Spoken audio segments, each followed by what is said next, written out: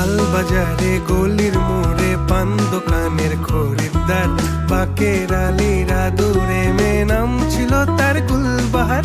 লাল বাজারে গলির মোড়ে পান দোকানের খরিদ্দার, বাকের আলীরা দূরে মেয়ে নাম ছিল তার গুলবাহার, নাম ছিল তার গুল